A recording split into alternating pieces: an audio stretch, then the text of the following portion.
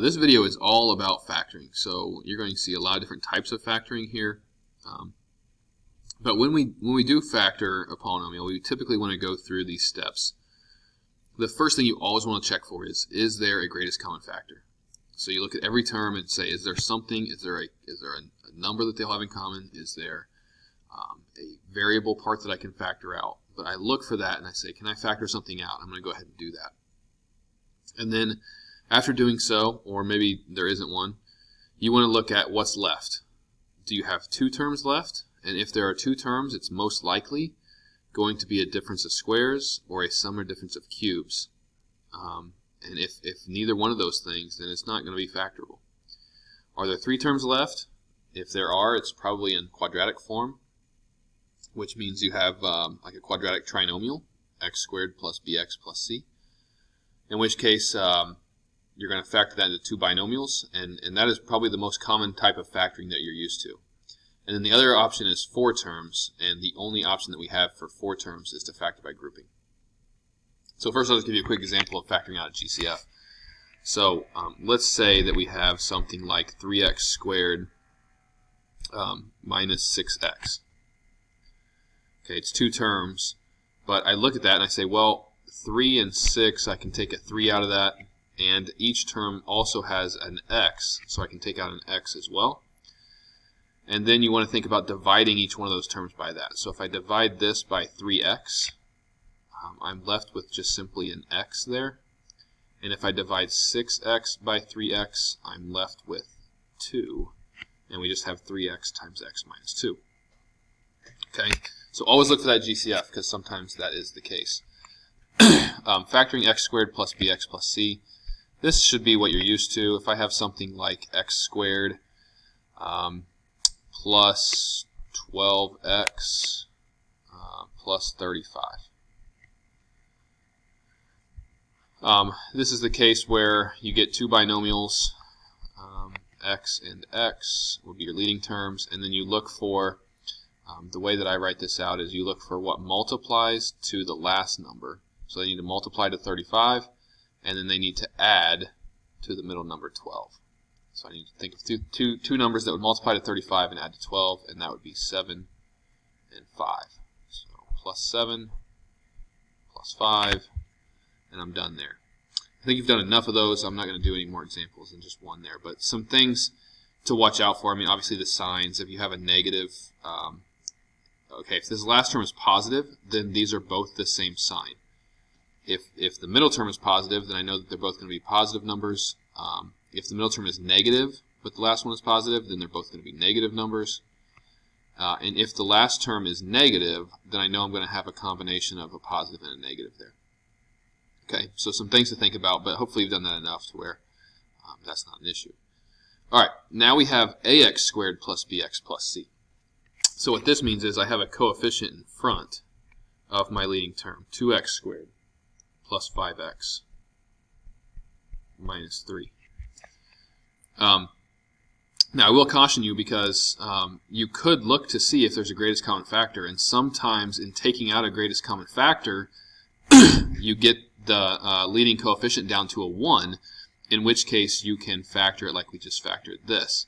However, in this example, there is not a common factor between 2, 5, and 3, so I can't do that. So I'm going to show you maybe the way that you're used to here. It's kind of a roundabout cheating way to get to the final answer, but we will get there. And then I'm going to talk about some cases where you can maybe just think about it a little bit and figure out those numbers without having to go this route. So here's the kind of cheating way to do it. I'm going to go ahead and make my two binomials, and I'm going to put whatever that leading coefficient is, I'm going to put that with x both times. 2x and 2x. Now, you may, since you know something about multiplying, you may say, well, that's not going to be right, because if I multiply 2x by 2x, I get 4x squared, not 2x squared. So I know that this isn't going to work, but we will get there. Okay. So if you're going this route, you then have to take your leading term times your constant term, and that would give us negative 6. And I'm going to look for what multiplies to negative 6 and adds to my middle term 5. So I'm not changing that middle number at all.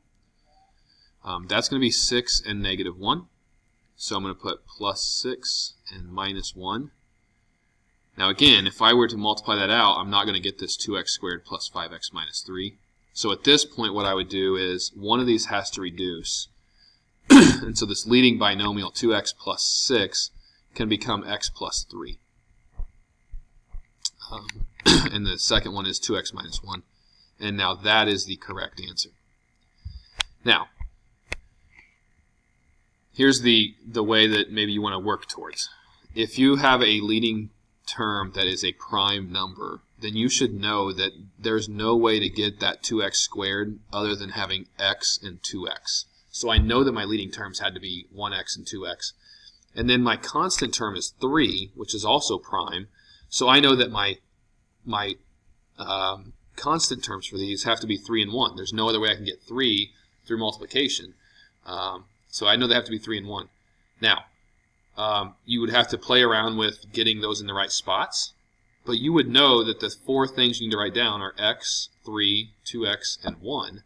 You just have to figure out in which order to put the 3 and the 1 in order to get that middle coefficient of 5. So try to work towards that, because that is that's maybe a better way to look at it, and a more accurate way to look at it. Excuse me. So factoring a difference of squares, if you have 2 terms and it's a difference of squares, difference is important. It has to be subtraction. And squares means we're looking for perfect squares. So something like x squared minus 25. Remember, a difference of squares will factor into a sum and difference, x plus 5 and x minus 5, where you just do the square roots of those things. You could even have coefficients here, 49x squared minus 100. Both of those are perfect squares. That would be 7x plus 10 and 7x minus 10. Okay, so usually that's pretty easy. A sum or difference of cubes, a little bit more challenging. If I had something like 8x cubed plus 27. So here it can be a sum or a difference. So we don't just have to have a difference. It can be addition. So I'm giving you an example that is addition here. And then cubes means my 2 numbers have to be perfect cubes. So 8x cubed, that's a perfect cube. That's 2x cubed. And then 27 is 3 cubed. So I have a sum of cubes here. And the way this works is you get a binomial and a trinomial. So a lot of people try to factor this into 3 binomials, and that doesn't work. It's a binomial and a trinomial. The binomial is, if I were to just take the cube root of each one of those numbers, or each one of those terms, what would I get? So the cube root of 8x cubed is 2x, and the cube root of 27 is 3. And so I know my binomial is 2x plus 3. Usually that makes sense to people. That's the easy part. Okay. The trinomial then, I'm not even going to go back to this. I'm going to look at what I wrote down for my binomial. My trinomial is the first term is the square of this first term of my binomial. So if I take 2x and I square that, I get 4x squared. The last term is the square of the constant term. So I know that that's going to be 9. And then the middle is simply just the product of those 2 terms. So 2x times 3 is going to be 6x. And then the way that your signs work, you can remember this if you want. It's SOAP, and that means same opposite always positive. So if I start with plus, then I did the same thing in my binomial. That was plus right here. Then this is going to be opposite, which means it's going to be minus, and that is always positive. Here's the way I remember it. I think you're going to get the binomial right, because if this is plus, you're probably going to put a plus here. If this is minus, you're probably going to put a minus here. All you have to remember is that your middle term is the opposite sign of what you put right here. So if you put a plus here, this is going to be minus. If you put a minus here, this will be plus. This last constant is always positive. Okay? And that is how you factor the sum or difference of cubes. A lot of times this trinomial looks like something that you could try to factor, but it doesn't. So don't try it. Okay? But that's it. So something that, again, it's a pattern. If you can just remember the pattern, it's not too bad. But you usually don't do it enough to remember that. So hopefully that makes sense. Perfect square trinomials. What that means is you have a trinomial where if you factor it, you get the same factor twice.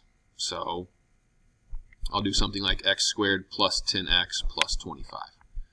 So a lot of times these aren't any different than what we did up here with factoring x squared plus bx plus c. It's just that when you factor them, basically the giveaway is that this is a perfect square over here. And if that's a perfect square, you'd want to check to make sure that middle one is twice whatever that square root is, which it is. And if that's the case, that tells me that I'm going to get x plus 5 twice. And I'm going to write it like that. It's not wrong to put x plus 5 times x plus 5, but if you know it's a perfect square, you can just go ahead and write it once and square it. Okay, next up is factoring by grouping. So if we did something like 2x cubed plus 4x squared plus 6x plus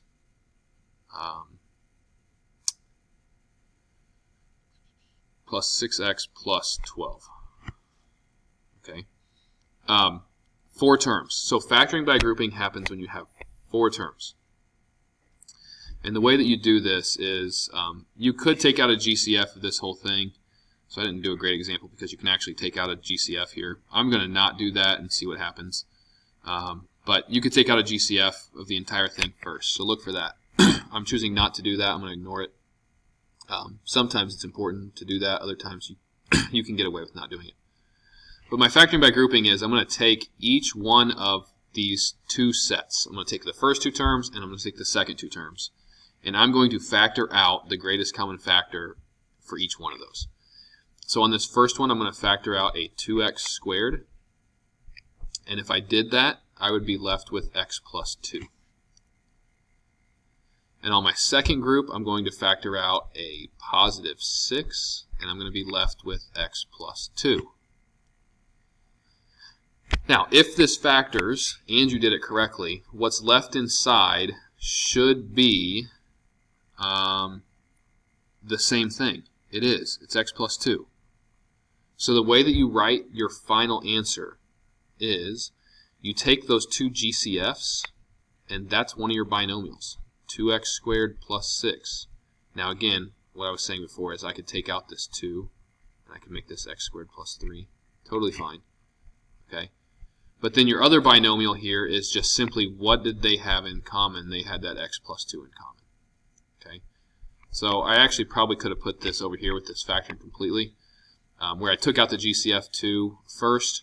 Look, it didn't matter if I took it out first or not because I would probably see it here and go ahead and take that out at the end. But the idea of factoring by grouping is you take out the GCF of the first 2 terms, you write what's left, take the GCF out of the second 2 terms, write what's left. What's left behind should be the same. Your GCFs make one binomial. What was left behind makes the other binomial. Factoring completely, I'm not going to do an example there. It's just simply you probably are going to have a GCF. You factor that.